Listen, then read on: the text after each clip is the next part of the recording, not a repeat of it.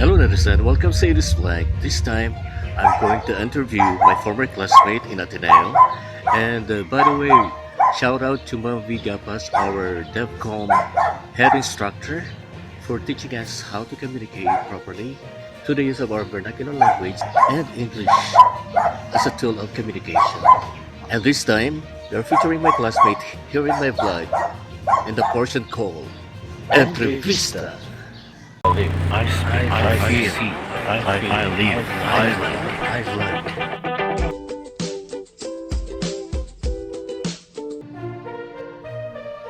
Hello, Chris.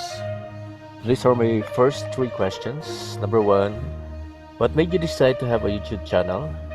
Number two, what kind of contents you'll be offering to your subscribers? And last, any message to fellow YouTubers?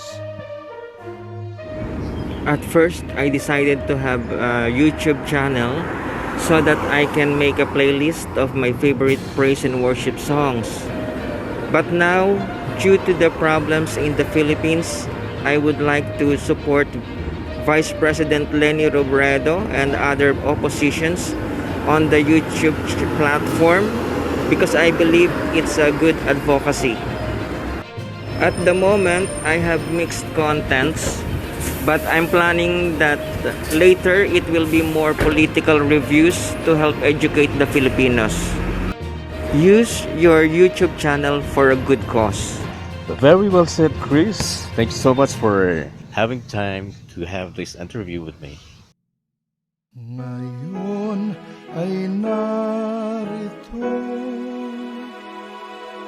puso natin totoo. Magkaiba man ay magkaisa sa daloy ng panahon. Tayo ngayon lulusong. Ngayon ay narito, ibig ay pagbabago. Magkalayo man ay magkasama sa agos ng panahon. Tayo ngayon aalon, kay haba na ng gabi, ang umaga'y kinubli. Sa magdamag, naghabi ng buti, tayo'y magkatabi.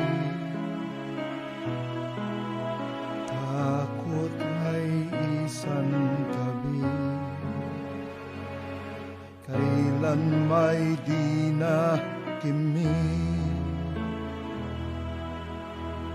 Ngayon ay narito, kapintig hanggang dulo.